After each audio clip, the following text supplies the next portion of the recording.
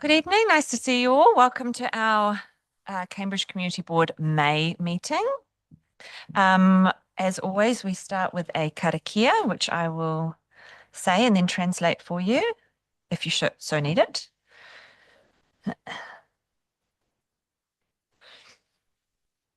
E te atua kaharawa, ho mai ki a mātou tikaha, ki te whai atu I ngā huarahi tika, mo tēnei hui I tēnei rā, tihe Māori ora. To the great Creator, give us the strength to follow the correct pathway for our meeting today. Blessing be to life. Right, now we have two apologies from Elise Badger and Sue Milner tonight. I'm happy to move that. Yes, can someone second? Alana, thank you. And disclosure of members' interests. Any interest in tonight's meeting that anyone needs to declare? No? Okay, that's all fine. Now, our public forum. Welcome to you all. It's nice to see you. We have Murray Reid to start. Murray, come and have a seat. Now, because we are live streaming, if you can just push the little talk button, that purple one, it means anyone watching from home can hear you. Yeah, pull it. It's just wireless. You can pull the whole thing towards you. Yeah. Thank you, Madam Chairman, Community Board members and councillors and ladies and gentlemen.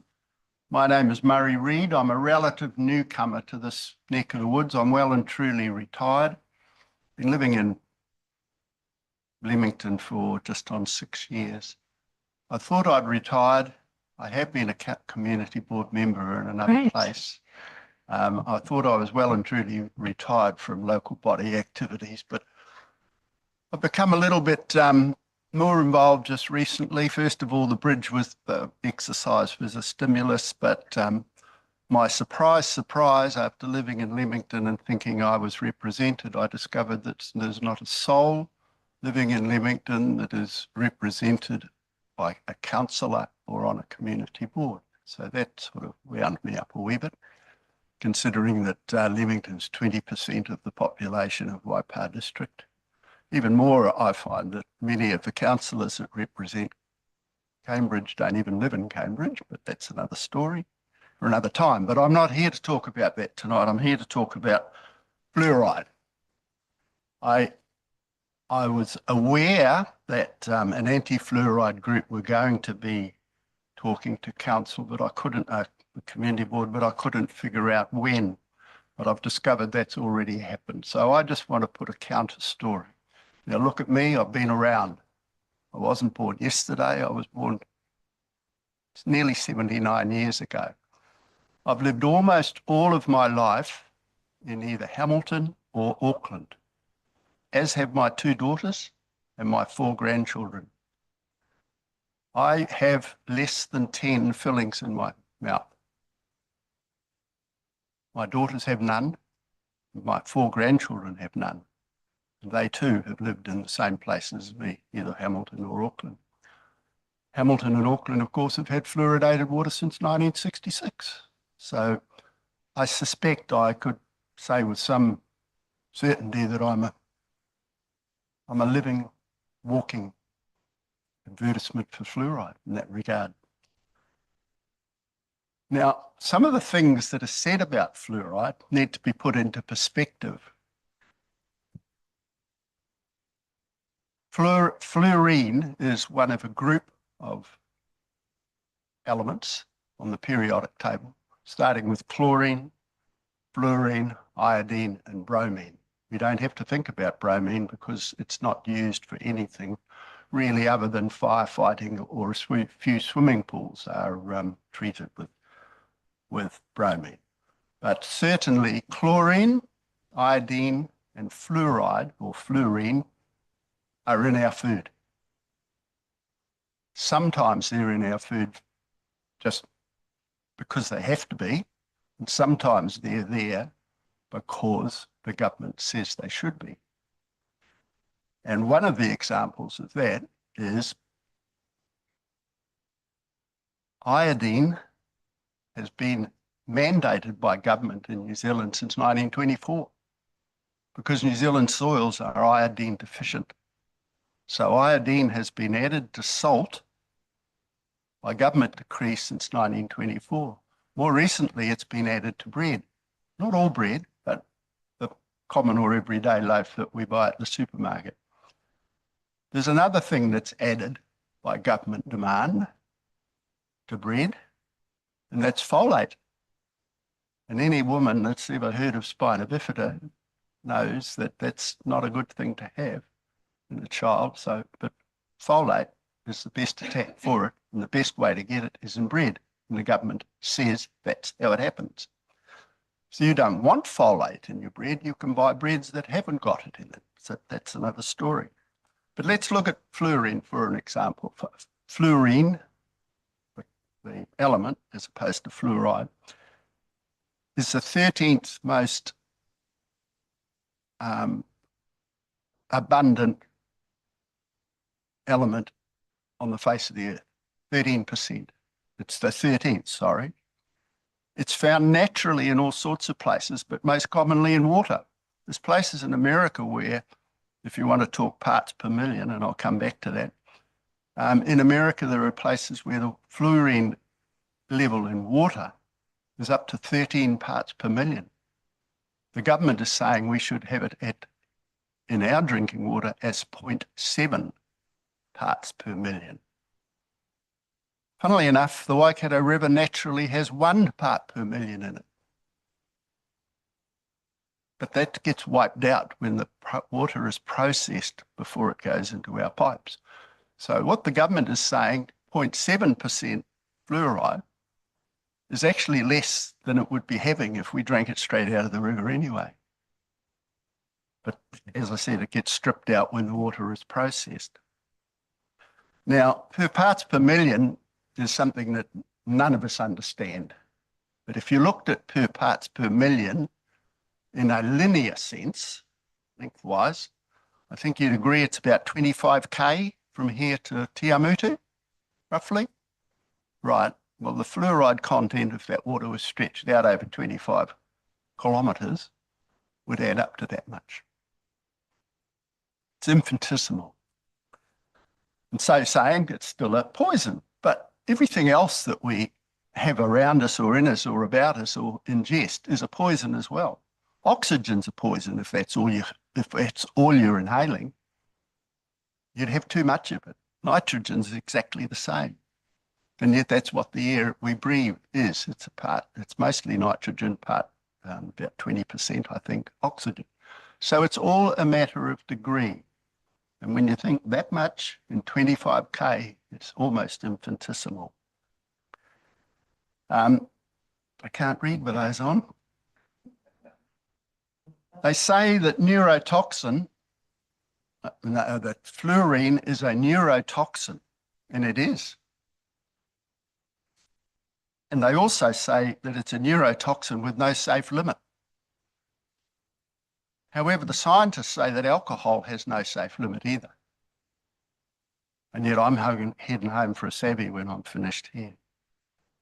And I do that reasonably regularly. And it doesn't seem to have any harm effects. So the people that are saying that fluoride's no good for us are using facts that are real, but are they meaningful? And that's my point.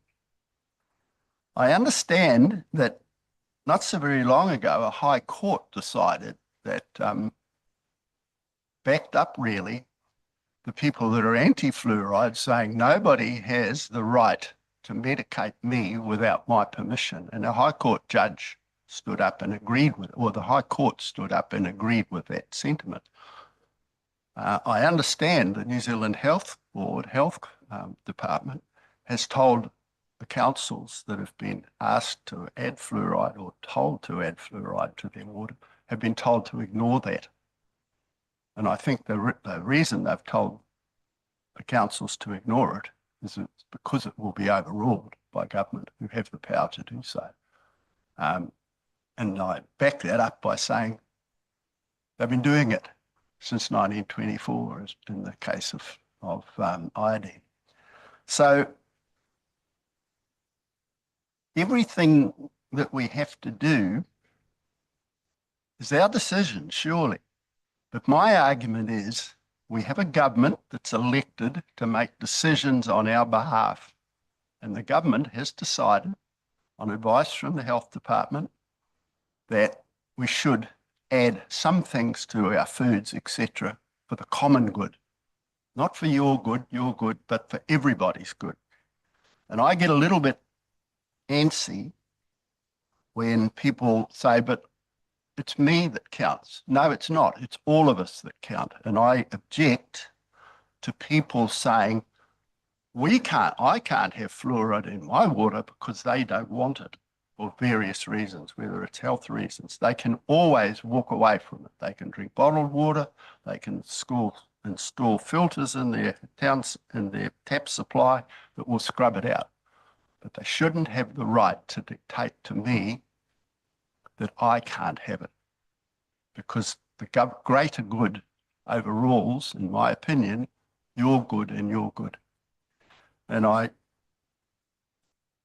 was unaware that Mr. Kane Titchener would be here tonight. And I get a little bit grumpy, as I'm saying before. I'm surprised that we don't have representation where I live in Leamington, but I get a little bit grumpy when I live in a town that is completely and absolutely dominated on all legislation and rules from people that don't live in this town. We seem as a community to be very much run from Te Awamutu. And I note that Mr. Titchener sitting behind me is a deputy chair of a community board in Te Awamutu. So I simply say to Mr. Titchener, when it is time for somebody to suggest that the Te Awamutu water get chlorinated, he should stand up and shake his fist. But I don't think he has much reason to be telling the people of Cambridge what they should be doing, because he's, as my daughter would say, he's out of his lane. Thank you. I will be prepared for questions if anybody wants to ask me. Yes, thank you. Does anyone have any questions for Murray? No? No? Andrew? Thanks, Murray. I just wanted to go back into that. You touched on about the human rights. Yes. And could you explain that to me further? Well, somebody more recently has, am I still going? I nearly turned it off. Somebody very recently made an application to the Human Rights Board on this subject, and the Supreme Court, and the Supreme Court backed them up and said, no, nobody has the right to medicate you against your wishes. But my feeling, and I don't know this I'm not a lawyer, but my feeling is that government may well override that or appeal against it, because it's government's right to make those decisions. And the government has been doing so, as I said, in the case of iodine since 1924. More recently, iodine in bread, more recently, folate in bread. But, as far as I'm concerned, that's the government's role. It's to act for the greater good, not for single individuals. Enough? Yeah, thank you. And I did talk to you prior to the meeting just about living in Leamington. I did say to you that I had lived for probably 10 years of my life in the suburb of Leamington, and I do live in Rotorangi, close to Leamington, drive through it. Yeah, I understand. Twice a day. So I do have some love for Leamington, well, a lot of love for Leamington. I understand that. Thank you. Thank you, Mo. Philip, did you have a question for Murray? No, you're good? Okay. Thank you so much. Appreciate that. Thank you. Thank you. Right. Makes sense to hear from Kane. Nice to see you. Good. Welcome. Yeah, thanks. Well, not really sure where to start on that. Pretty much everything that Murray's just said is false, except that Auckland started fluoridating in 1966. So let's just go back. Murray did say that it was a poison. That's correct. Absolutely true. He's using anecdotal evidence, not actually peer-reviewed research to make his point. We're talking about the fluoride ion. That's what disassociates in the water. The concern is around the excess of fluoride. You can get different varieties of salt, different varieties of bread. You can avoid it. The Supreme Court ruled that fluoride is a compulsory medical treatment, so everyone's going to be getting fluoride. You cannot avoid it. So it's not as simple as just saying we're going to go and get water from elsewhere. You can't. The Supreme Court ruled that. 13 part per million is absolutely completely unsafe. There's lots of studies, research and papers, articles out of India pretty much every day talking about high fluoride levels. They've got a real problem over there. Waikato River is not 1 part per million, it's 0.7 to 0.2 parts per million. That's the average across the country. That is a poison. It causes about 40% dental fluorosis, which is a mottling of the teeth. 12% is of cosmetic concern. That's costing thousands of dollars to fix. And that's at 0.7 parts per million. That's what we're going to be fluoridating at. Murray's right. It is a neurotoxin. So I did get a couple of things right, sorry. And there's no safe limit. So that's absolutely correct. It's the information we're using is the top neuroscience research organisation in the world. It's the International Toxicology Program. Doesn't get any higher than that.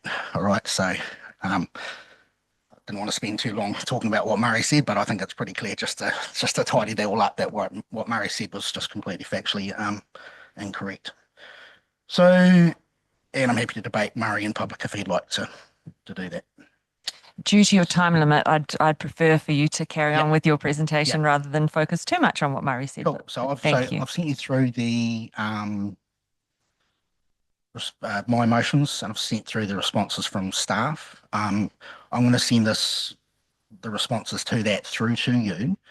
And what I'm asking you to do is I'd really like to go to council on Tuesday with Cambridge's view. So whether you're for or against, I'd like to front up and go, this is Te Awamutu's view, this is Cambridge's view.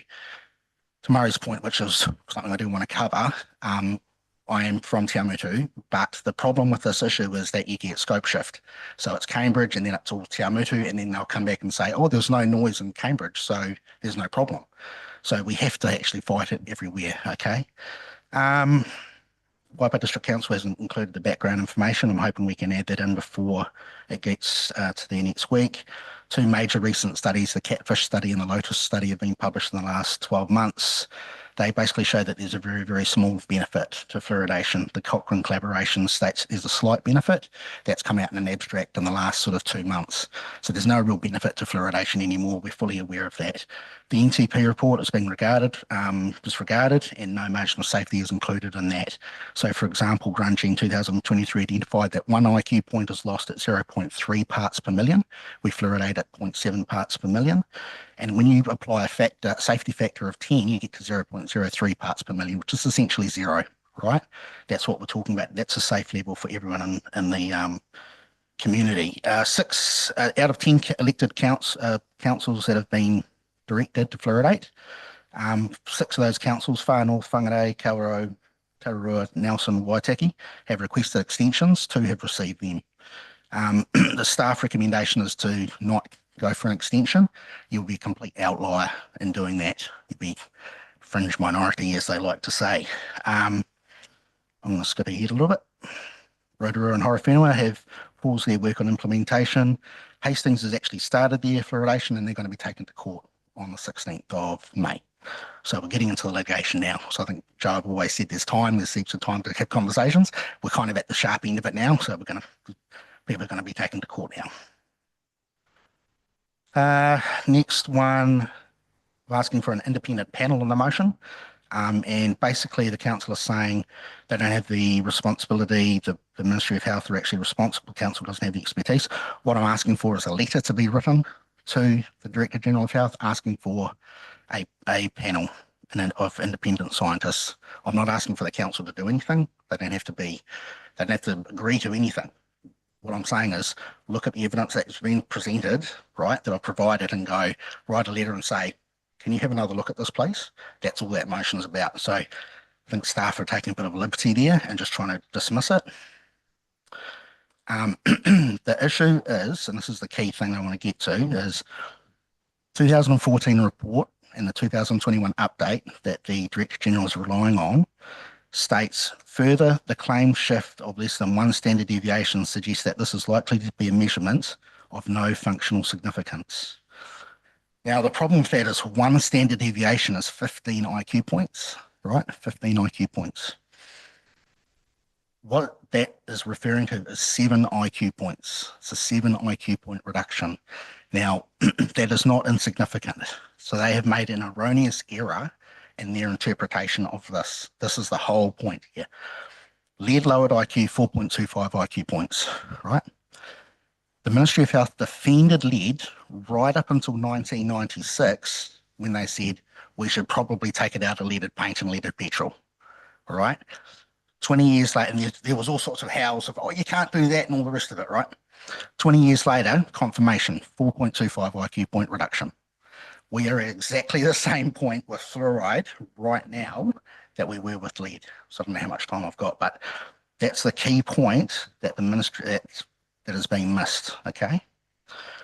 Last notice of motion that I'm asking for is a tribunal. Council have said that they don't have the resources. I'm not asking the council to run the tribunal. I'm asking them to contribute, say, 4 or 5 grand to a wider national tribunal. There was tribunals in New Plymouth and Hamilton, and on both occasions they stopped fluoridation because when you get all the evidence in front of people and give them the time to absorb it, the truth comes out. Okay, so I'm not asking the council to run the tribunal. I'm asking the Ministry of Health, the Director General, to run it. Both sides of the argument. And your final request that you come back to me with your recommendation so then I can tell the council, spoken to the community board, this is their position. Whichever way it is, I'm not worried about that. Entirely over to you guys. No, that's fair. Any questions for Kane? Andrew? In your point 3, in point 3, it asks that the council help to fund a panel. Yep. Is that what you're suggesting? Yep. Not just support it, fund it. But add money. Oh, well, someone's got to fund it. So if we can get away with the Director General funding it, great. But I'm just reading the recommendation that you're asking that we support.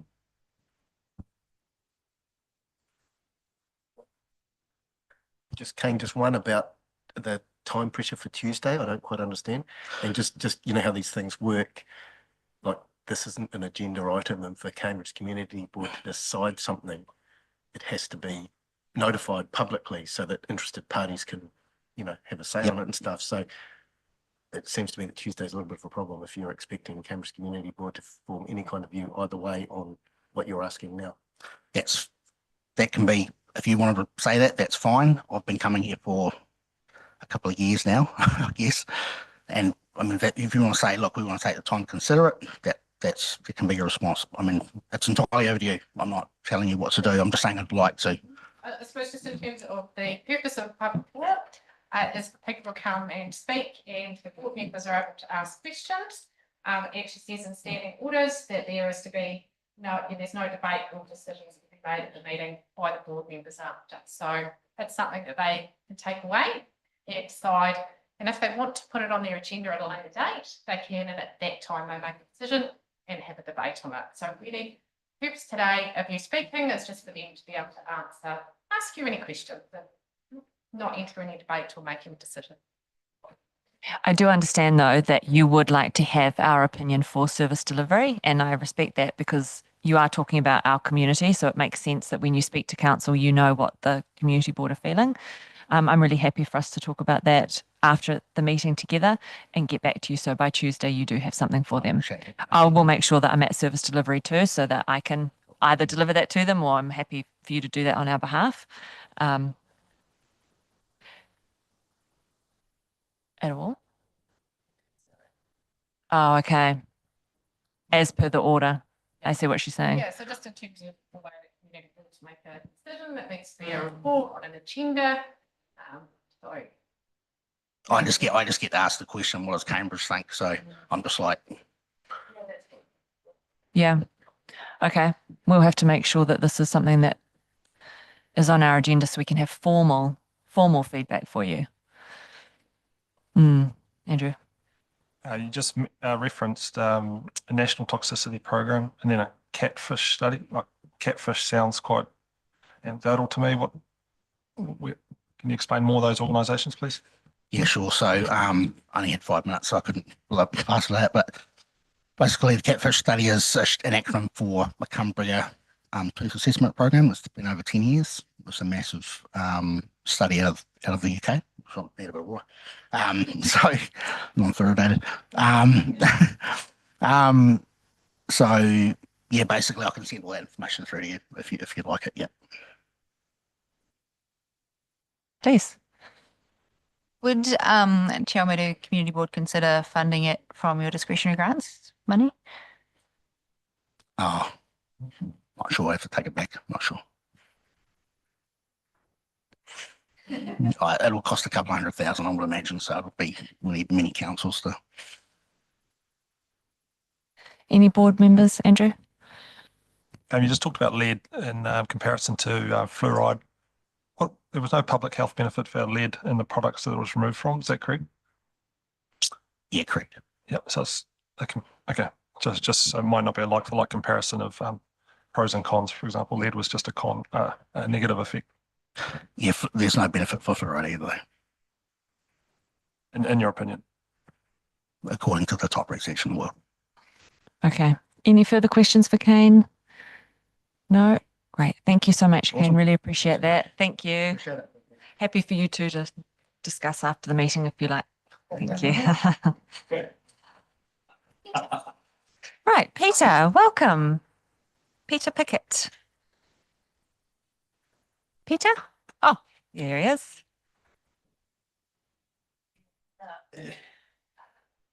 That where it's not civility, it's a English.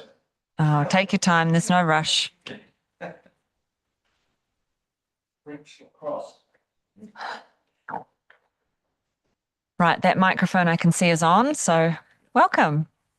Thank you. Good evening, one and all. Thank you for the opportunity to speak. My name's Peter Pickett. I've been in Cambridge for most of the last 45 years. And living on the Leamington side of things. Had a bit of a wake-up call a few years ago when it took me somewhere between 1 and 2 hours to get to Cambridge from Leamington when the Victoria Bridge was closed as an emergency. So since that time, I've done quite a bit of study here and there about the likelihood of that happening again, and reading up, looking at the issues with our 3 bridges.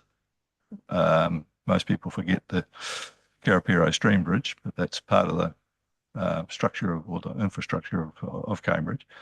And there's some scary reading there, particularly on the bank stability on the Leamington side of the Victoria Bridge. So potential for disaster remains, and not necessarily from a dam burst. The Leamington Bridge moves a lot. It bounces up and down. So I've become part of various groups talking about our replacement bridge. I don't claim any particular expertise apart from the ability to read things. But I've looked at a whole lot of options that are being suggested for a replacement bridge. I've sort of come up with an idea of which one to support. But the thing that all of us are concerned about at the moment is the fact that this doesn't appear to be an urgent priority. So this is my question. It's a bit long-winded, but I'll get there, I hope. By any measure, it's completely inevitable that Cambridge will require a replacement bridge probably within 20 years. But prioritising bridge funding investigations ahead of urgently securing a bridge corridor is putting the cart before the horse. Can the council assure us that building consents will not be issued for any structure on the various potential bridge corridors until such time as the preferred corridor is decided?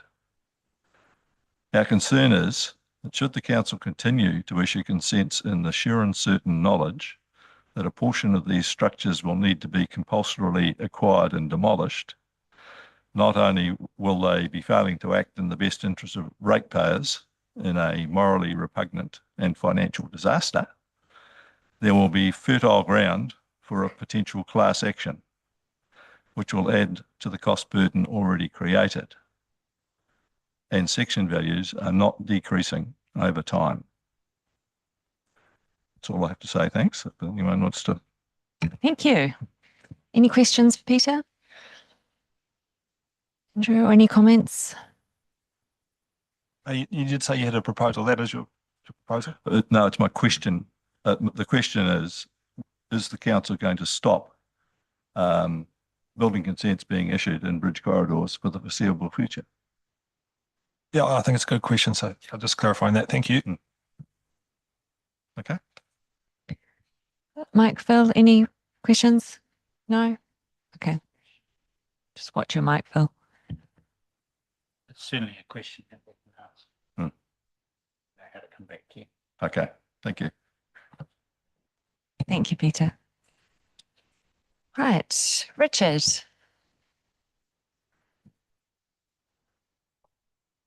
Richard? Oh, there you are. Nice to see you again. Good Mm. evening. Good Thank you, evening. Madam Chair. Thank you, councillors. Good evening, ladies and gentlemen. Thank you for this opportunity. It's okay, welcome.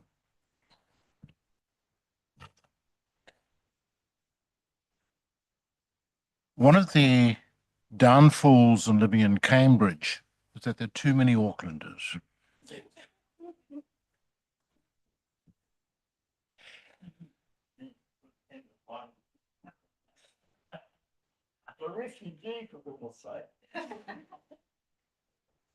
But not all Jaffas are stupid.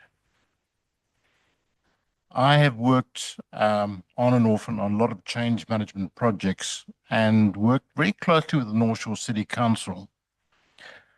And the North Shore City Council stood out as very purposeful, very focused. They did what they said they were going to do, and they did not treat incompetence lightly.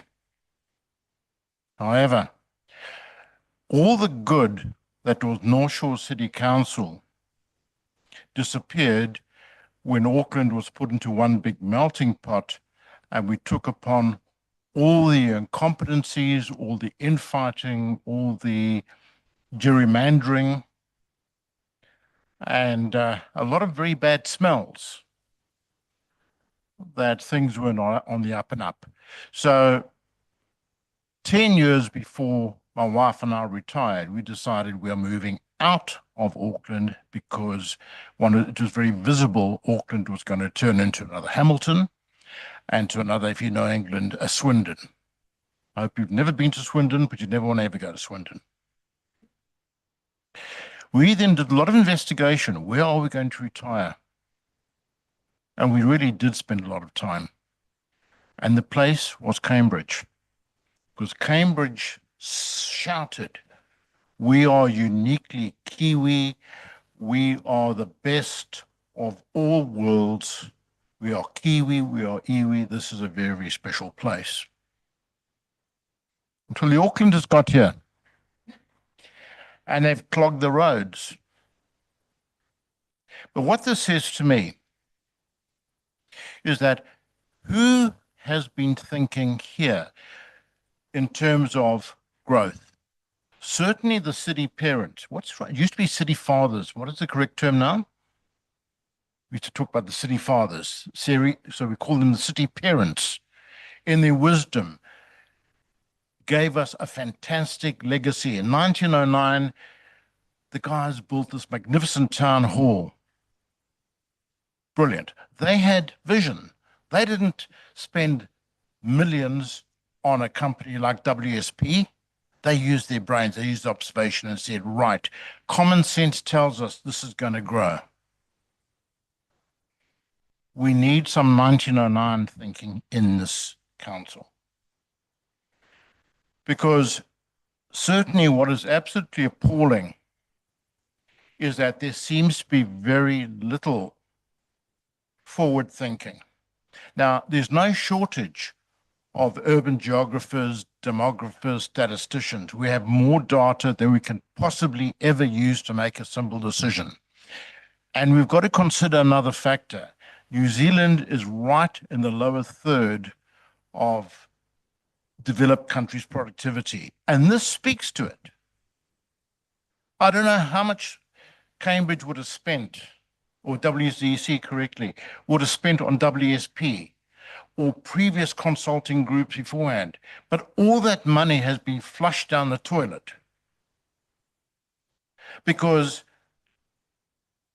we just can't seem to get a basic change management project on the go. And I've worked in change management. I have no idea what's going on. I have put a few questions to council, such as the role of WSP. Why has the mayor, God bless her, and the chief executive officer, God bless him, decided to have an independent review by the very same consultants, contractors that did the work in the first place?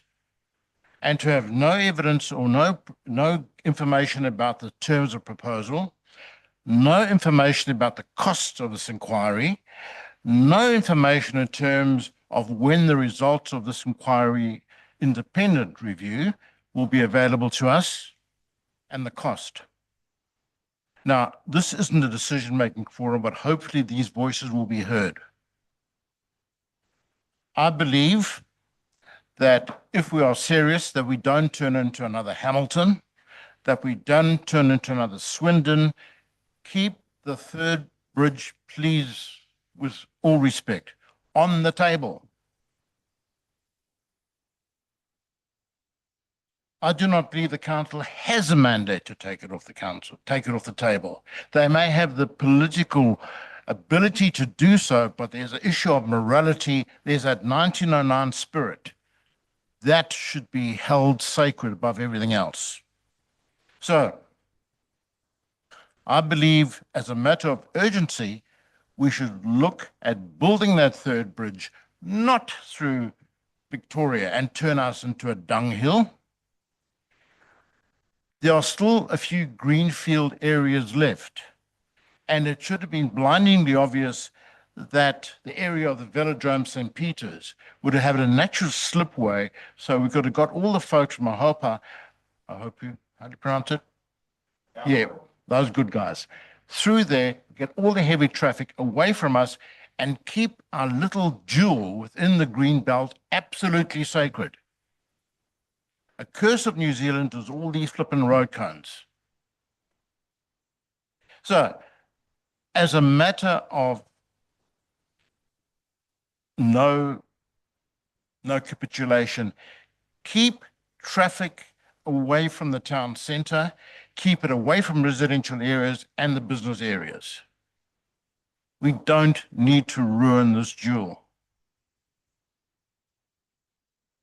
And as a request, we look to the mayor, the elected officials, and those responsible for this project to stop wasting time, stop wasting money, and stop wasting resources. And this sounds so self-evident, but sometimes it is not, and sometimes it needs a little emphasis. Put the clearly expressed views of ratepayers ahead of any other undisclosed priorities, because one cannot differentiate necessarily between incompetence and perhaps something more ghastly. Other undisclosed priorities, expediencies, and God bless us all. Sometimes we're all guilty of doing the expedient thing and not doing something which holds moral and intellectual value. Personal loyalties, political loyalties, and I think we are starting to see that developing here in terms of local government and national government having a few spars, and certainly property developer inducements. Thank you for hearing me out. I hope I've been reasonably focused, and forgive me for being an Aucklander, but anyone and all of us can be selfish. Thank you so much. Thank you, Richard. Before you go, thank you. your voice will definitely be heard. That's the beauty of our public forum and our live stream. People can go back and watch you many times over and hear what you said. So it's absolutely will be heard. Does anyone have any questions, Richard, or comments? Phil? No question, comment, welcome to Cambridge. Thank you. Everyone is welcome. Thank you so much. Welcome. Nice to see you. Thank you. Margaret, did you want to speak?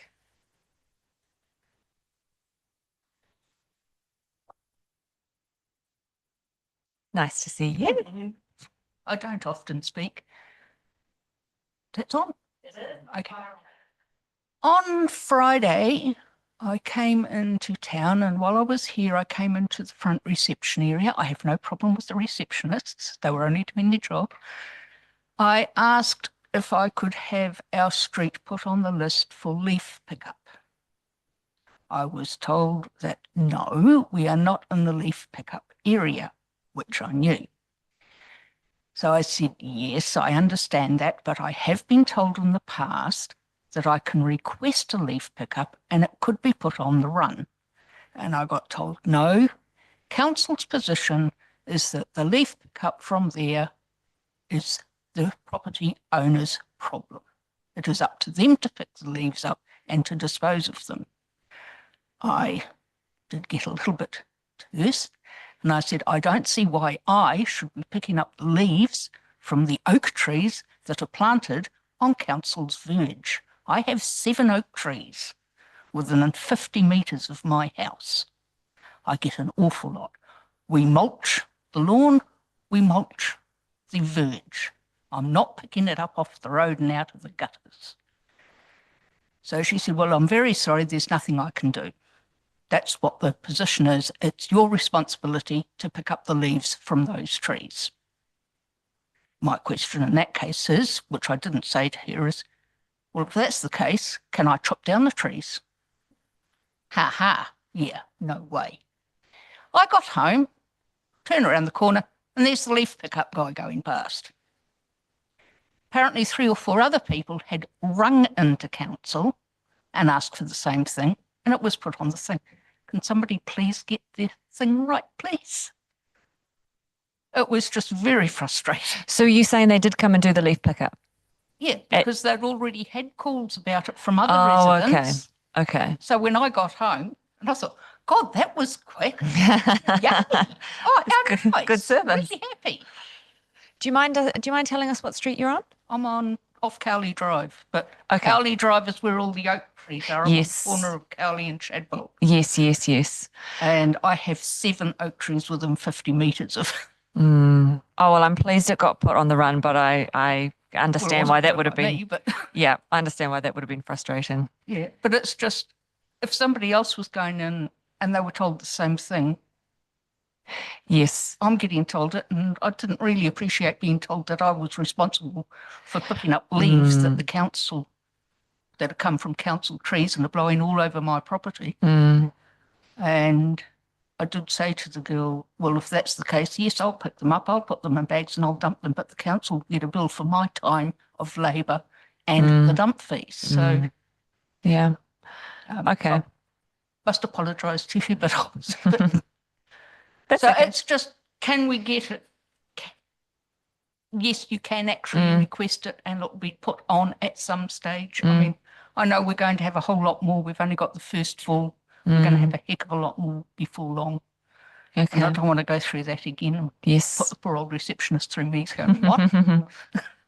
I'm happy to follow up with the Parks team and just ask them about that, Yeah, it's whether just it needs what's to the be on rules and there. can everybody have the same story? So, Yeah. Yep. Yep. Okay.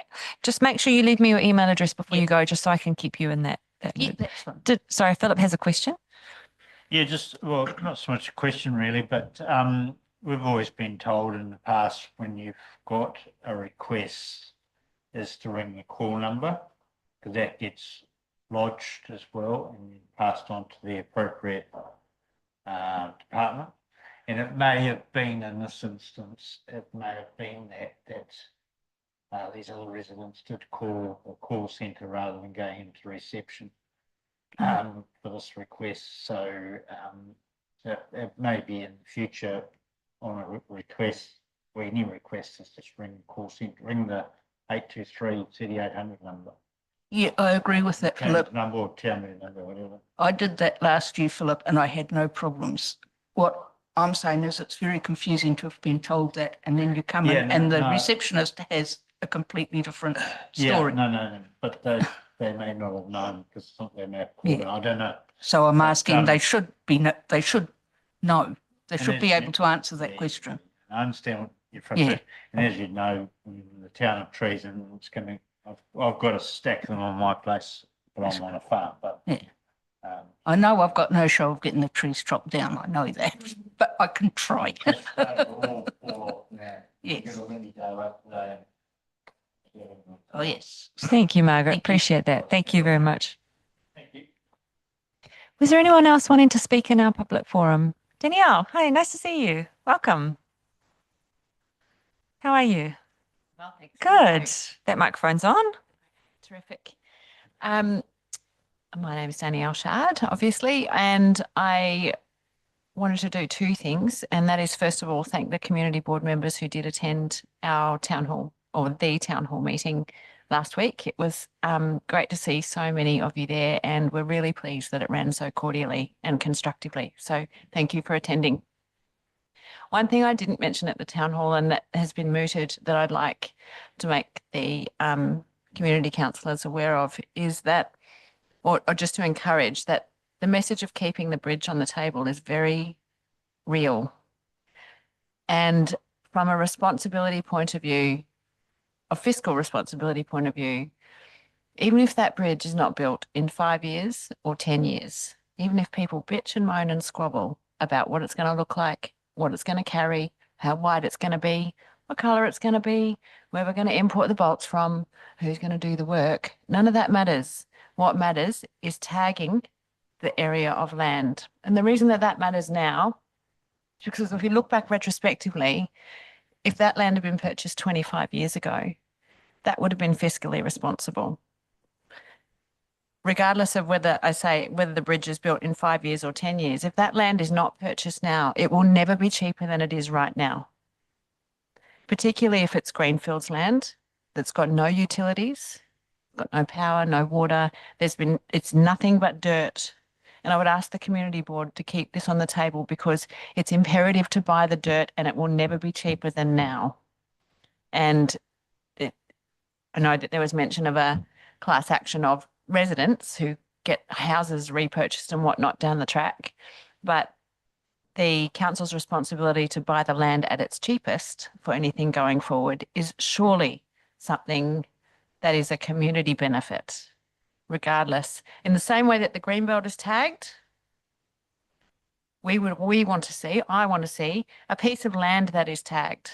And I want to see communities built around that tagged piece of land and communities who are happy with the fact that the bridge is going there. Otherwise, we're just transporting the same uproar to whoever's living in the population in 10 or 20 years' time. And we're then spending 10 and 20 years' time worth of real estate money to secure it now. So I just wanted to reiterate that message that over 350 pieces, I think, of feedback have been received to council in regards to the bridge. If this council cannot dissect that and work out where they're going wrong, as opposed to importing an independent inquiry and spending money that they haven't got, then something's drastically wrong. If you can't pull apart 350 points and say, let's identify where we've gone wrong, that should be a big enough heads up. And the money that we spend on an independent inquiry should be spent towards securing the position and putting it towards a real estate deal. That's all I have to say. Thank you very much. Thank you, Danielle. Thank you. Anyone else at all? You're very welcome. No? Okay. Right, I'll close that public forum there. You're all welcome to stay on and listen to the rest of our meeting if you would like. Right, we're going to move on to the minutes of the previous meeting. Good evening. Thank you. See you all. Bye. Good night. That the Cambridge Community Board confirms the minutes of the meeting held on the 17th of April as true and correct. I'm happy to move that. Subject to the correction. Apologies. I thought that was crossed out. Also, oh, Is circulated, yes. subject to the correction of minor typographical errors. I'm happy to move that. Can anyone second the minutes? Alana, thank you. Anyone else? Thank you. Okay. All in favour? Great. Thank you. Good night. See you. Nice to see you. Right up. Right. Okay. Our Treasury report. I'll hand over to you, Joe. Thank you. It's just included in the agenda for the end of 30th of April, just showing that balance in uncommitted funds, just with the turnaround with the agenda timing, we've still got to return that money in that's not used in the city's reserves. So that will happen for next month. Does anyone have any questions?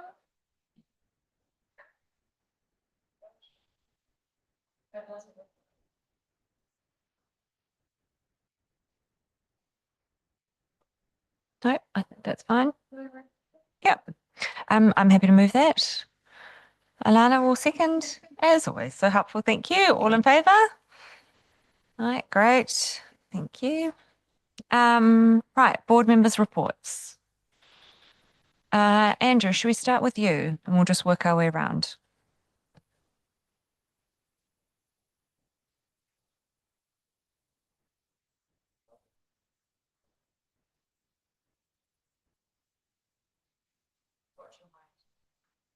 Philip, is there anything from the meeting that you attended tonight you can say on behalf of me from the Safer Cambridge Trust?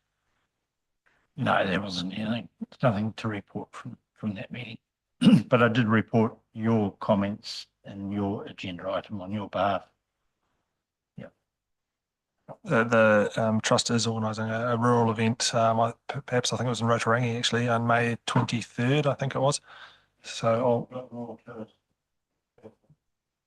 yes, so we'll talk about that later, I suppose. Yes, so there's an item. So other than that, I haven't attended community meetings. I have been to industry events and probably just a few seconds on that.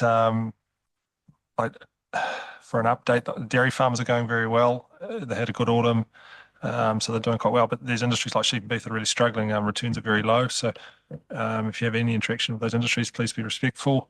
I think kiwi fruits had quite a good crop harvest, and they're looking for good sales into Europe. So they should be going quite well. So just an update. Field days is coming up, so all farmers starting to think about that and slowing down for the winter. Thank you. Alana? Thank you. Yes, a few things around the sister cities type stuff. Liz and I met with a Chinese delegation that were coming through Cambridge, came especially here to see us on their way to Australia. Obviously big fans of Cambridge and interested in keeping in touch in the future. The Lukenwa committee is starting to plan activities for Bastille Day, which is of course in July. I attended the Global Cities New Zealand AGM recently, and Philip was appointed as a director there. So well done, you. And I've just heard today that there's a possibility that Cambridge might be able to host a regional Sister Cities forum later in the year. So I'll keep you posted as things develop with that. We've also had the fantastic Anzac Day events, and thank you very much to everyone that was involved in organising those. And I attended the EV event that was up at Victoria Square, which was really interesting actually. A good bunch of people up there, and Mia absolutely loved it. She did not want to get off that bus. So yeah, so looking forward to making use of those EV buses at some point. That's great. Thank you. Any updates about the Bahoro trip at the end of the year? So with the Pahoro delegation, we are still needing to finalize the dates for that, and we're starting to take applications from those interested at the moment, trying to direct it towards an education and agriculture type focus. But at the moment, just waiting to see who applies and what the interest is from the community. It was good to see the article in the paper too. Hopefully yeah, definitely. Absolutely. Okay. Philip, do you want to go and then we'll come to Mike? That's all right. Hey? Oh, I fell down a bank yesterday. I'm not sure what Mike's going to report, but you would have heard the news this week of the new CE. Stephanie starts in August, so that's very exciting, and really enjoyed that process. Although full councillors were only involved in one particular day, but it was really exciting and good unanimous decision for our council and community. So that was really good. The advance annual plan, we've got all the hearings on the 20th, Monday the 20th, in about 10 days' time. So there's about 30 odd people that want to speak. So yeah, so we're going to have a real open mind there. There's some real good topics that we need to discuss and decisions to make on behalf of the community. So yeah, so that's about it from me. I'm not sure if you've got other things to add. Oh, yeah, got a couple. Thanks, Phil. So I've just done my regular thing and just worked backwards through the meetings that we've had since we last met, which only seems like a couple of weeks ago, that I was sitting here. So I'll just work backwards, and Philip's covered a couple of the points that I was going to say anyway, so I'll skip them. So SPMP was 2 days ago. The district growth report was there, which this group doesn't get anymore, do they? We don't get Wayne's district growth report. So it's available there if you want to. Remember, it was that long one. There's a lot of stuff in there. It's available if you want to see it. It's kind of good to know a bit about, to be honest. The notable feature of that is it's a really marked slowdown in development activity. I mean, you can feel it, you can see it, but it's coming through the numbers now. Yeah, so it's probably something the community board should keep its eye on. I think that district growth one, because it's got a lot of the sort of compliance stuff that, it's kind of in a way boring, but in another way good to know because you know what's happening. There was the whole community boards 2.0 and community board reporting part of that meeting, which I'm not going to say anything about. Joe was there. It's obviously made it on the front page of the paper today, and I'm not going to say anything more about it. We're having our alcohol thing after this in a workshop. So we covered that off. So Mika's here to do that again. Lake Noroto Reserve Management Plan sort of got the very preliminary kickoff of that. Now, it's not exactly in Cambridge's territory, but it's a really, really significant reserve for the other side of the district. It's really culturally significant, very, it's recreationally significant. There's a lot going on there. It's going to be a big piece of work.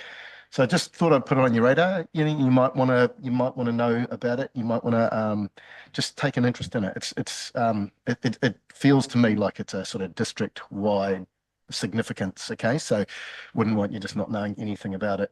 Okay, so that's going to be a reasonably extensive piece of work. People on the side have used it. Exactly. Yeah. Yeah, that's fine. They do use it more. Yeah. So just putting that on your radar. I'll keep you sort of abreast of that. You probably want to know a bit about it. Okay, then prior to that, there was the extraordinary council meeting where we appointed the new CE.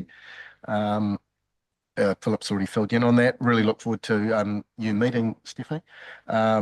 I was fortunate to be part of that process, and it was my first CE recruitment process that I've been through, and I thought the process was really, really good, extremely thorough, really good, high level of candidates, and to get to the point where we had unanimous agreement on the choice, I thought it just was really good. It was a really good thing to be involved with. So I really look forward to that. Okay.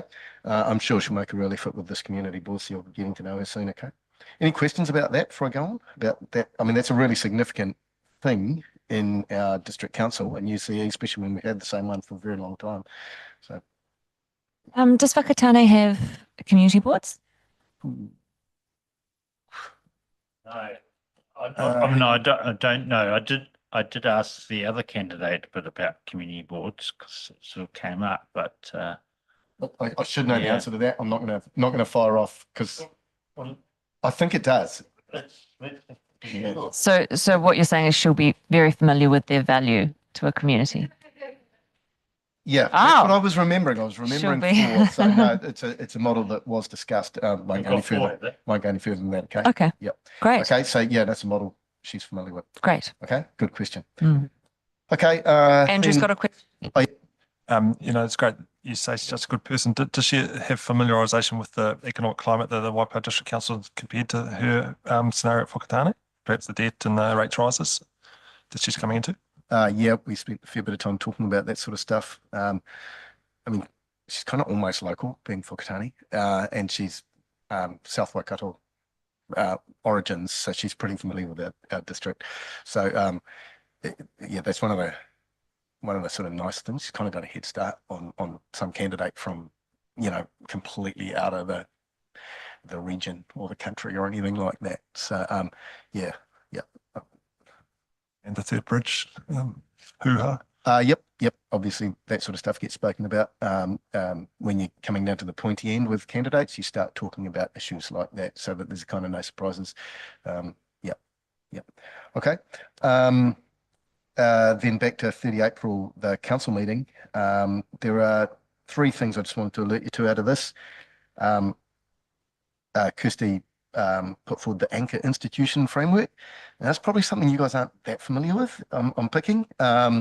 So it's been a bit of work sort of going on in the background. It kind of complements Ahuaki, and it's this conceptual idea about how a council is placed in the sort of in the whole overall nature of the district, okay? And it's this idea that it's this anchor institution, that it fulfills this really core role and can achieve a lot if it's got real clarity. And what it's trying to do in the Local Government Act, local government's tasked with promoting the full well-beings, okay?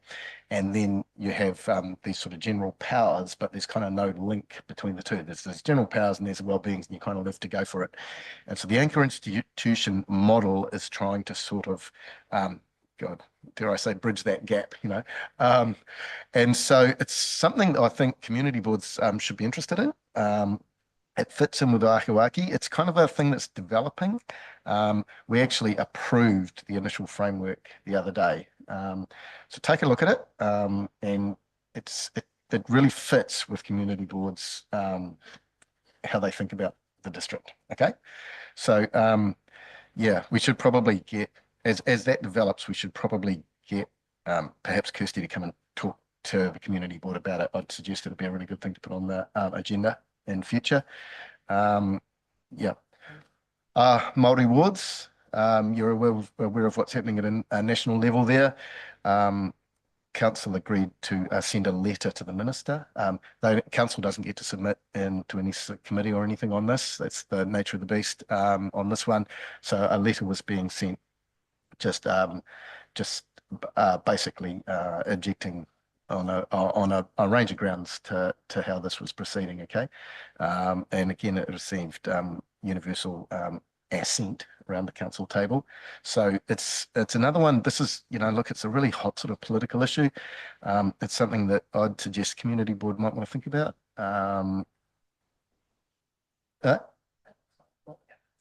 Oh, cool. Okay. Anyway, just have it on your radar. It's another one. It's another one to think about. Okay. Incredibly important issue to mana whenua and iwi. They're really feeling raw about this. So yeah, just we'll see how that goes through this year. Okay, but inevitably, I think community boards are going to need to have some thinking about it and potentially a view if you decide you want one. Okay. Ahuaki, finally, that's been approved to do a combined strategy and implementation special consultative procedure in September and October this year. Okay, so there was a bit of moving around on this. There was a bit of talk about splitting off the it got tangled up with our change to an enhanced annual plan instead of a long-term plan. It was going to be consulted at the same time, and then we, enhanced annual plan turning to a long-term plan next year. Trying to work out how Ahuaki fit into that, because Ahuaki it's a formal spatial plan. It has to be properly adopted. It has to go through the special consultative procedure under the Local Government Act. Okay. So rather than tag it on the back of one of the enhanced annual plan or the long-term plan, the decision's been made to run it as a separate special consultative procedure in September and October. Okay. Now, you guys are well aware of Ahuaki. You've had a lot to do with it. Kind of maybe from your point of view, slightly gone off the radar a little bit just recently. It's still there. It's coming back in September, October. So, again, you'll have plenty of ability to be part of that, okay? But that's what's happening there. So it's quite a busy space. Enhanced annual plan now, Ahuaki next, and then we're pretty much going to be rolling straight into the long-term plan. Okay, so there's a lot going on. Okay, that's me. No, did SPMB? Oh, Maungatautari. Oh, sorry, I'm not chair of SPMB. You're right. Sorry, Liz.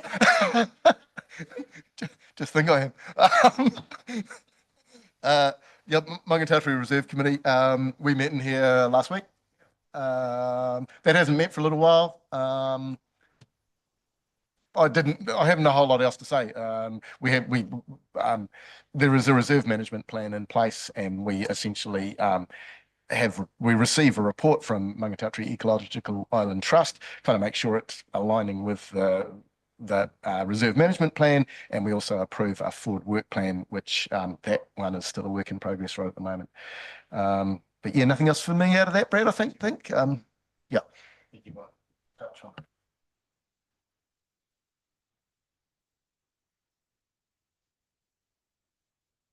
Laurie's right. Yep. Thank you both. The council updates that you give us every month are really valuable, and you always do a really good job in doing that. And I don't know about you guys, but I find them really insightful and informative. And we are mostly pretty all over what council are doing, but you really do provide lots of insights, and we really appreciate it. Thank you very much. Yeah. You're welcome. Go on.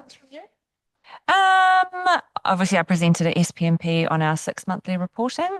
I didn't get into too many of the details. The councillors are pretty aware of what we've been doing and where we're at. And I did want to talk about the library, but I will be talking about the library for our EAP submission anyway. So I thought that that would be a good time to do that.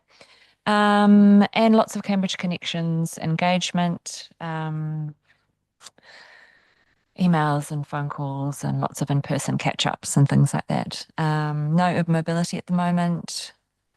Yeah, very happy with how Anzac Day went, as you mentioned. It gets busier and busier every year, and it's always seems to be more successful. So we were really pleased about how that went. Alana and I had our debrief, and there weren't too many changes. We were pretty happy with how everything went. So, yeah.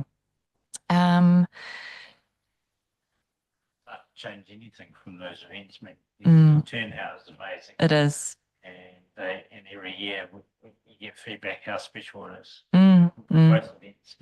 Yeah, no, it was really good. Won't change anything. Yeah, no, it was really good.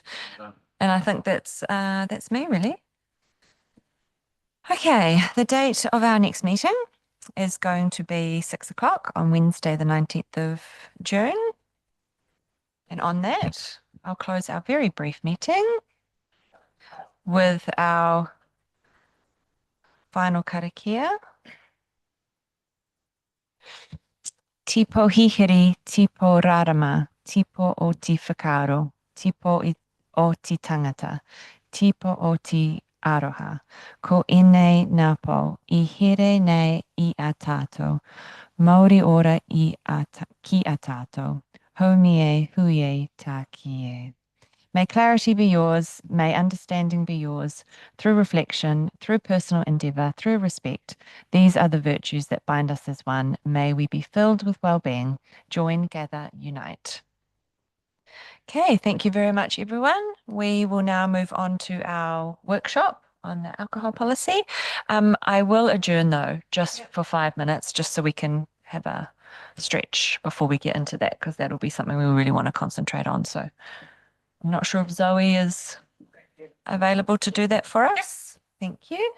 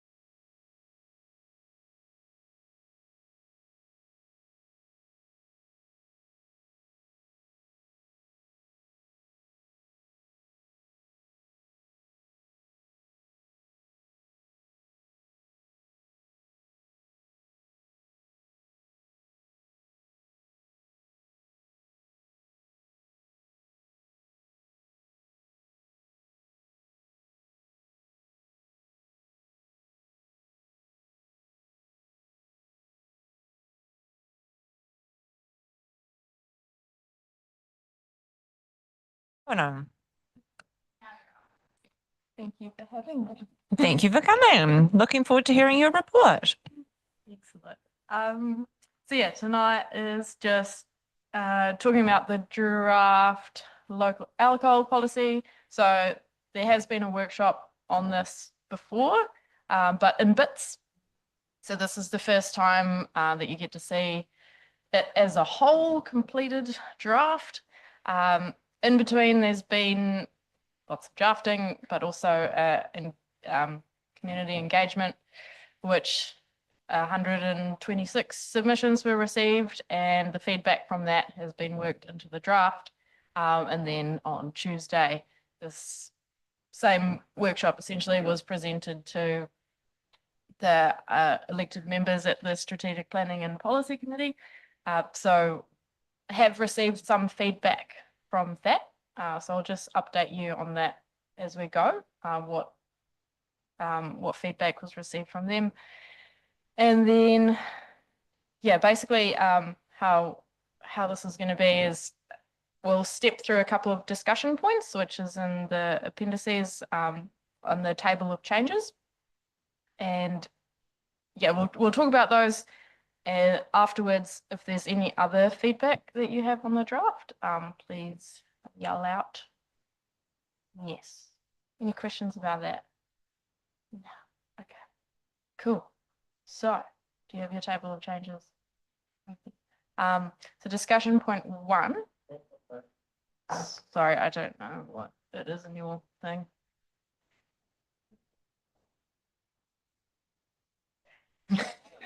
One moment, please. I can just read it for you.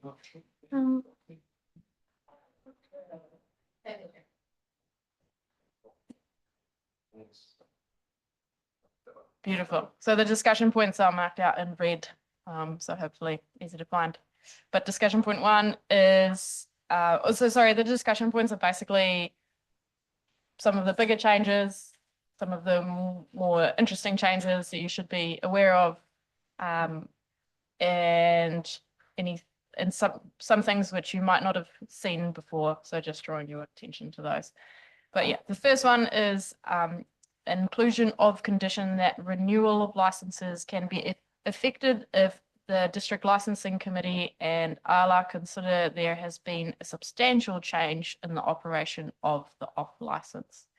So before it was just if there's a change, it's not considered, but now they can take that into consideration.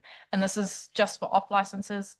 So yeah, 3.3.2 new draft policy. And the feedback received from councillors on that was, yep, that looks good.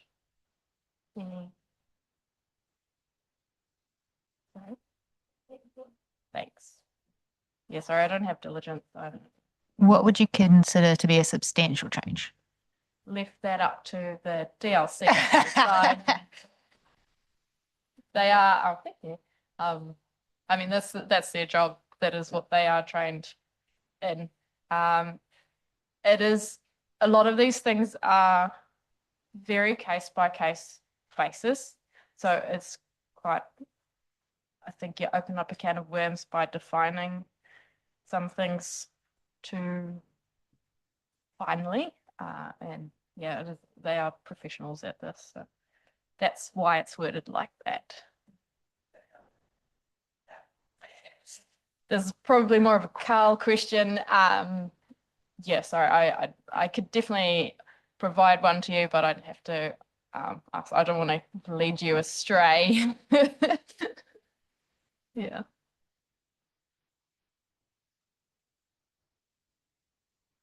It sounds reasonable.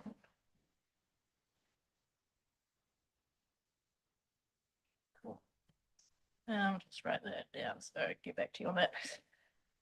Shall we move on to discussion point 2? Cool. Feedback received during engagement indicated that distance between off-license premises and sensitive facilities such as schools should increase from 40 metres. with the current wording of the policy, these premises will still be eligible for a license if they can demonstrate the impact will be no impact other than to a minor extent. So the engagement didn't actually include any questions relating to schools, which is why this was pulled out. That you know, that feedback still came through, even though that wasn't a specific question. They were quite specific questions relating to off licenses.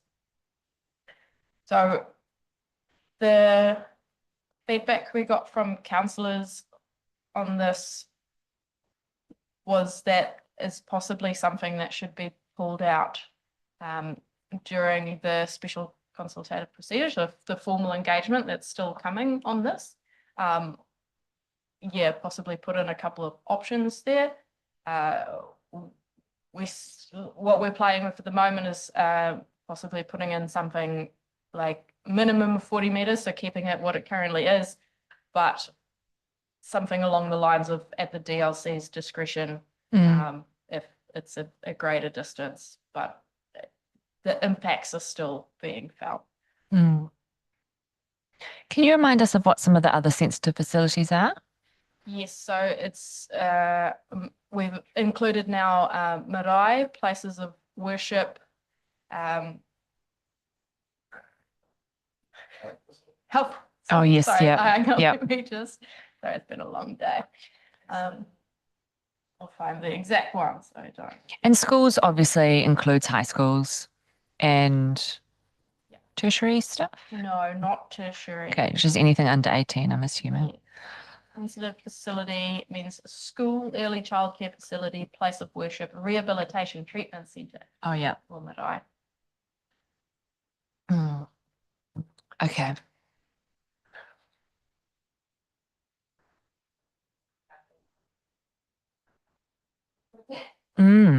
Yeah. No, that is, so that wording has also been changed, and that's just to align better with the Act. So that's the exact wording that the Act uses.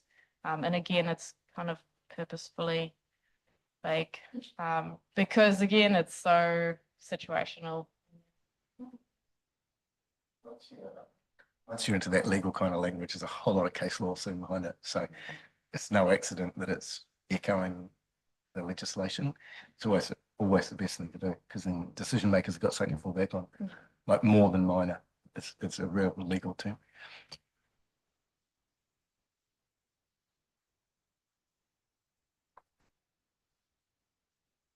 So would you, I guess, also consider something like during the formal consultation, drawing attention to that distance and I think so. specifically asking, is this something people are happy with, or more or less? Yeah, absolutely. I mean, you can see 40 meters, you know, so it's not a very far distance at all, really, when you think about it. So So in some cases, there might be plenty. And you know, there might be and the new wording does include reference to things like if there's a physical barrier, like if it's a motorway in between you and there, and it's like trees and you can't see it, you know. Yeah, it's going to be very situational, isn't it, very really? situational. But then sometimes you can be 100 meters away and you can still see them. Yeah. You know, it's certainly something that I've had feedback on in the past, so I would support including it in the consultation.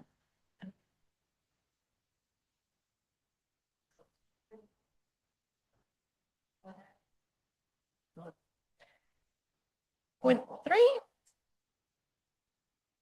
So a cap for town centres for new off licenses. This is something that came out directly from the feedback received during the engagement. It's just for those areas that were outlined in the map, so which really is just the town centres, some places even a little bit smaller than the commercial areas. Yes. I mean, if you read through all the submissions here, they were all majority in favour of that cap, weren't they? Yeah, or a limit of some sort. Something that came out in discussion at the workshop with the councillors was that, I guess just a reminder that this policy gets reviewed every 6 years. So this will be in place for 6 years. At that point, you can decide if it's working or not. Also, you do, if it's really not working, like have the option of reviewing it earlier. So just something to be aware of. I find it a bit interesting that it's for those specific areas, because I feel like a lot of the submissions would have been thinking about the town or the district even as a whole. There were two questions, really. There Okay. was just should it be district wide or should it be for these, do you support these maps? Right. And yeah, in the memo is the feedback in the little graphs you can sort of see, but also, you know, it's not just a numbers game, it's also what people commented. Those areas were chosen very specifically in that they are quite developed already. There's little scope for more development in those areas, so they're sort of in a way saturated with businesses already. It's also matching the, yeah, like I said, in most cases, the commercial zone. So it's those areas for very deliberate reasons, and that, you know, staff feel that is unlikely for more licenses to be in those areas anyway. In smaller areas within suburbs or where there's like a dairy or those kind of things, do you think the meter limit would control more going in those areas? Yeah, I mean, that's, yeah. Yeah. Okay, that's the purpose of, yeah. So there's the two different types of these regulations applying to in those zones. Just administratively, when I was reading it, like I didn't actually know what those maps meant. They didn't really have a title. It said Schedule 2, but I would have had to go right back to the top to figure out what Schedule 2 was. Okay. So I was kind of like, what are these? Yeah, good. And so then Great feedback. then I ignored them. Thank you. That's good.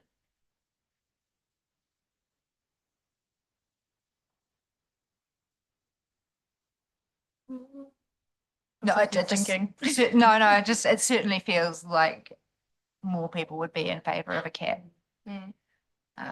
So it's definitely worth asking. And Yeah, I guess that's the proposing. good thing about this is still to go through the whole formal consultation. So there's people who you know, submitted on this previously, they get or gave feedback on this previously, have another crack at it, and also hopefully more people want to let us know what they think. Oh, point number 4. So in the feedback, you can see it was a little bit all over the show, but in essence, there was support for reducing off-license hours, 1 hour in the morning and 1 hour in the evening. So currently the trade hours are 7 a.m. to 10 p.m.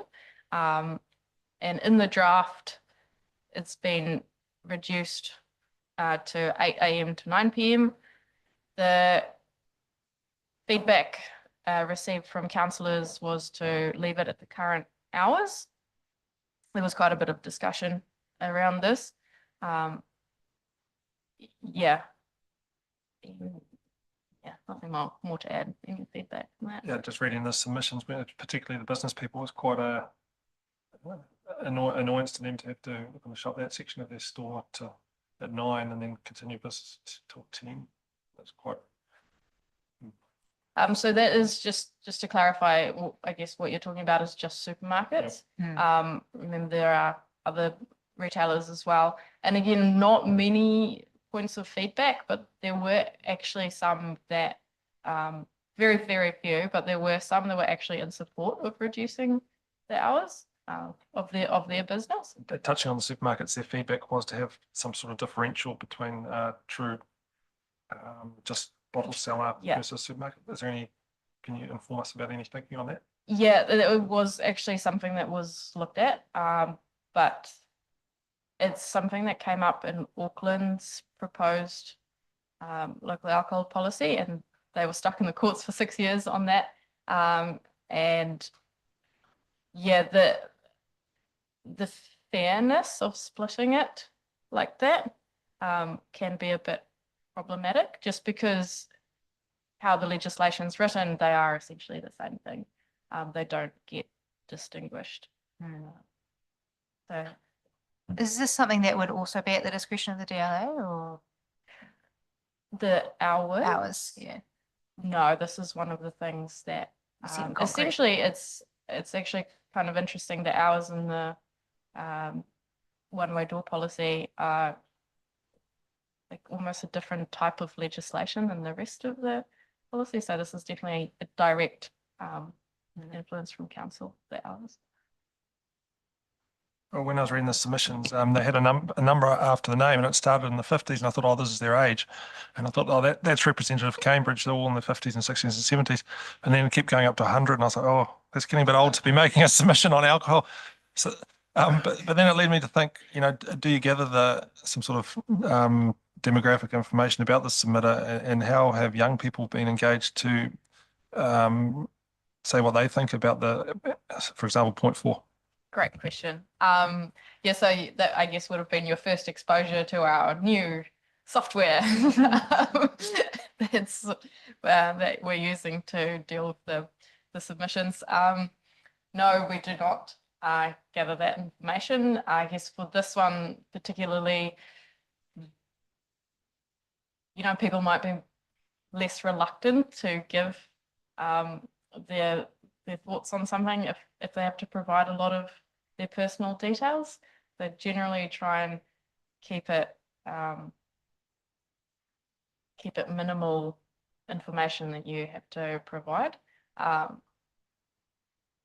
Yeah, I felt that no, that would be great. Yeah, the non-business type submissions seem to me from all sorts shared a point of view of harm and social concerns, and so it made me think that the younger people that are perhaps shopping there hadn't had a viewpoint expressed which would influence the decision.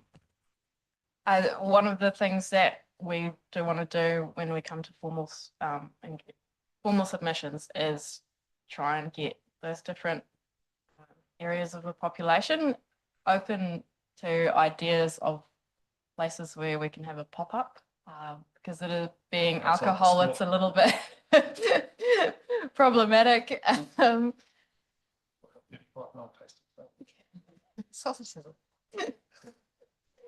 Yes, so yeah. There were a few submissions from people that just wanted everything to stay as it is and wanted as little meddling and I guess their rights to buy alcohol when and where they want. So it was actually interesting to see those people going to the effort of making a submission. I personally thought I was like quite lots of really well thought out submissions. Yeah, that's good. Hours?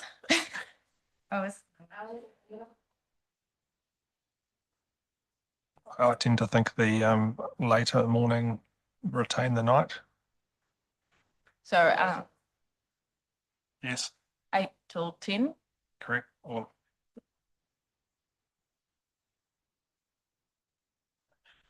I'd probably lean towards as is, but I guess we put a few different options to the community and see what they come back with. Yeah, I agree with Alana. Although I do see Andrew's point about having it later, but yeah, probably just see what the community think really on a range of options. Cool. Point 5. So the wording really should be trading hours of premises near schools and early childcare facilities. This is in there because it's something that I don't believe you saw in the initial workshops, and it is an interesting point. It's something that comes from the regulatory agencies, so especially the medical officer of health and the inspectors. Something they proposed is a discretionary condition. So being a discretionary condition, it doesn't mean it gets added to every license. It is at the district licensing committee's discretion whether it gets added. And it also, the way it's worded is it's for high and very high risk premises. The feedback from councillors was to remove it was unnecessary, seeing as it's in discretionary condition. And yeah, that's the story there. Yeah. Can you just clarify, was that completely closing the license? It is just after, when school closes, so 2 till 4, while those kids walk past the shop essentially, so to minimize that exposure to alcohol advertising and signage. Is anything like that currently in place? No. So it'll be relatively new. I think that it's something that other councils have in their local alcohol policy. But yeah, it's because it's a discretionary condition, it's not necessarily used. I've got a little bit of perspective here. Not many councils have local alcohol policies. It's quite rare, isn't it? I believe there's about 15. Yeah, out of all the territorial authorities in the country. And so it's considered quite kind of advanced to have it. So I slightly have a view that your starting point should be you protect your lap and use it to solve problems. So if it's kind of not a problem, don't go too hard, because you run the risk of sort of rebellion and you lose your lap potentially. So rather than, it's a really cool thing to have. Protect it, use it as you need it. It's sort of the way I was thinking about this, just as a perspective. Because I could see how disruptive that would be to businesses, you know, although, I mean, it makes sense, but I guess it's up to their discretion, isn't it? It would have to be like a highly sensitive area with a lot of, alcohol stuff. Yeah. You make a good point. And for, the recommendations in there is also that it's for high and very high risk premises, which there aren't many of in Waipa. And sorry, just to add something, one of the reasons that there's so few councils that have a lap is because of the appeals process, which has now been removed. So it'd be interesting to see if it changes now. That comes into force this month, I think. Yeah.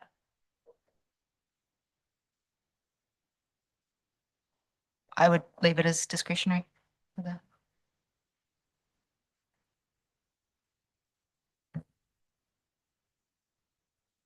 Cool. Okay. What's that? That's us. Boom. So yeah, now open to you. In your reading there, is there any other thoughts that you came across? Could you give me an example of what a high risk high risk premises would be or look like? Yes. And I apologize if I get this wrong, because Carl is really the expert here. That's okay. I believe, so there's a different part regulation that deals with the risk rating. Okay. It's the sale and supply of alcohol fees regulations. And essentially when you get put in your application, you get a risk rating depending on what type of activities that premises undertakes. So usually taverns are automatically one of those higher risk places because of the nature of the business. But there's a couple of other factors that go into it as well. But yeah, essentially it's the nature of the business automatically gets a risk rating to start with, and then it can go up or down depending on what they have in place. Okay. Okay. Thank you.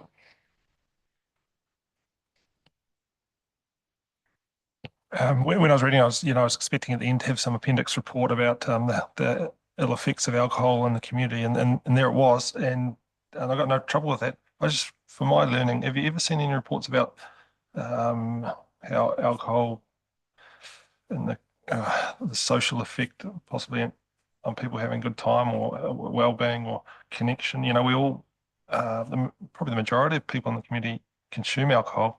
Is there any reporting, somehow study on positive influence, perhaps? Well, I'm not in a comical way, but Yeah, no, good question. There are a couple. Generally, it comments on. I've by no means read all of them or found all of them. Did read an awful lot of things about alcohol, and most of the studies, I guess, center around, you know, that what do you call it? The confidence that you get at a certain level, but not really anything that I've come across, I think, sort of what you're looking for. Interesting study.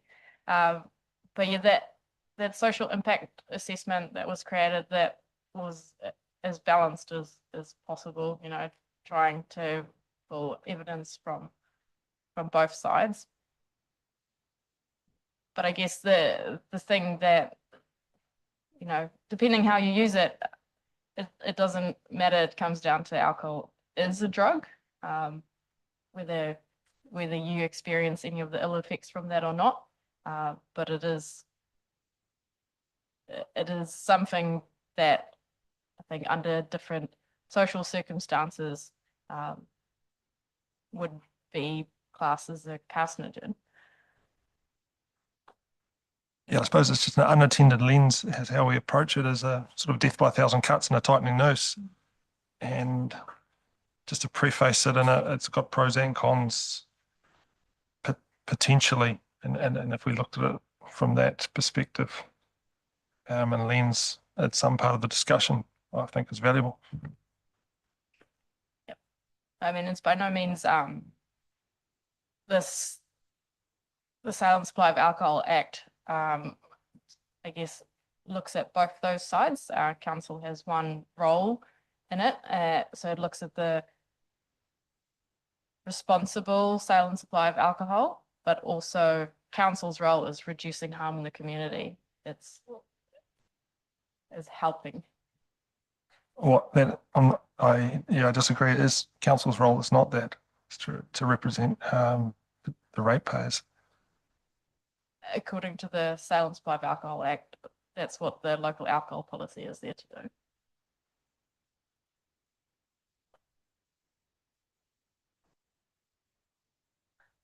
I did think there were some interesting points in the feedback around the different types of premises, like a fine wine shop as opposed to a general bottle store, and how the ACAP may potentially affect those.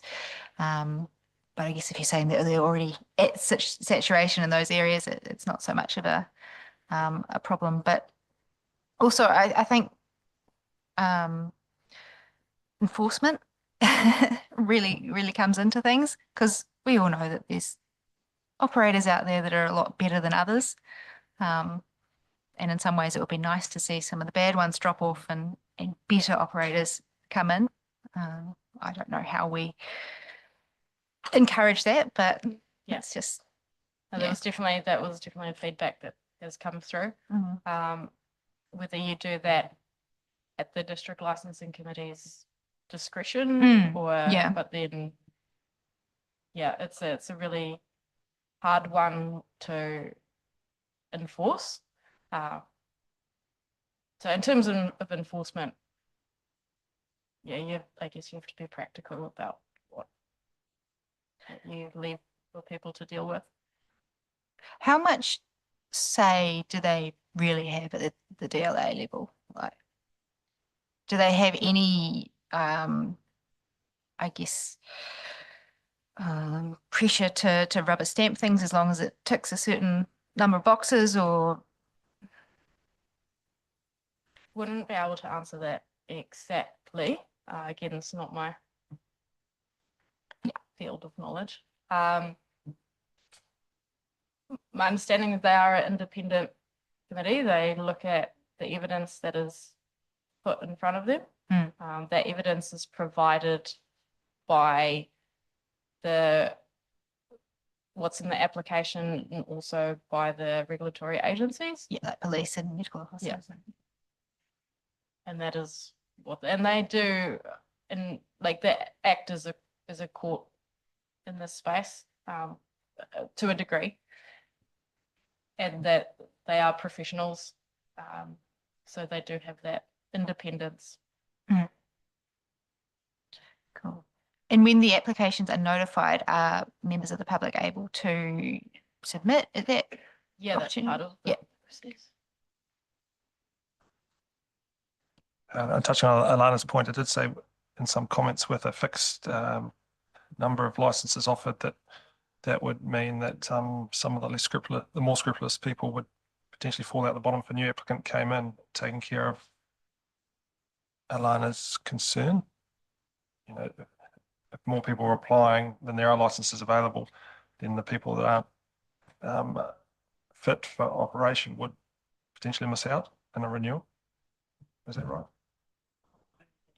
Only if they lose their license, which is, so it's possible someone goes to renew and they don't get, or they don't run their premises, they don't meet the conditions of their license, and so they lose their license, and so someone else can apply to fill that hole in the cap area. So that is possible. The quality of the new applicant coming in, they're going through that same application process. So yeah, we hope that they are fit.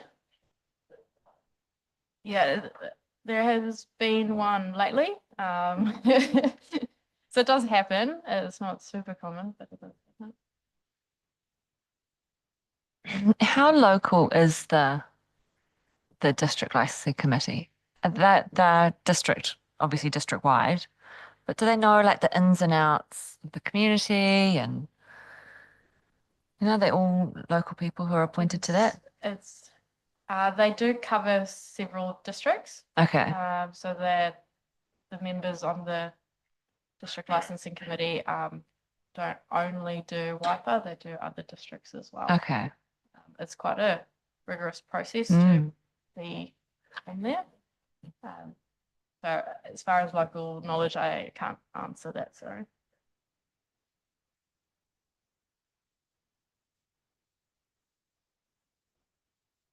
Any other general feedback?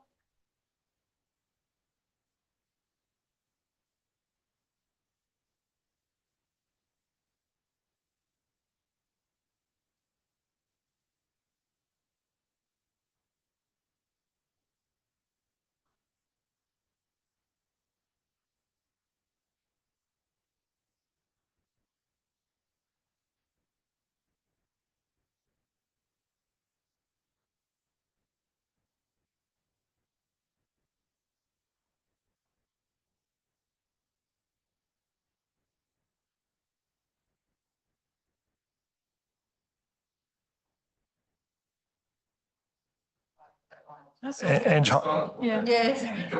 and I mean, they looked very engaged. Ange Holt made a question about distance from a commercial boundary for zoning in terms of and she says reserving her comments based until when they are on the scene on the draft policy. Do you know what she's mentioning there? So, for example, in relation to the boundary requirements inside the commercial area, say it's right next to a residential area. Yeah. But still in the commercial. So she's referencing that as being a concern. Yeah, so that is covered by, there is sorry, I'd have to go back and listen to exactly what that discussion was about. I can't do that off the top of my head. I know we did look at it.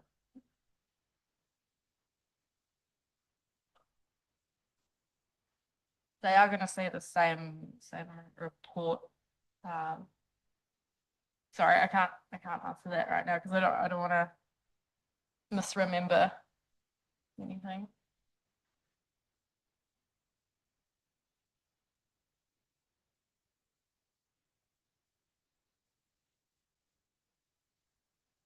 I'll go back to you on that. No problem.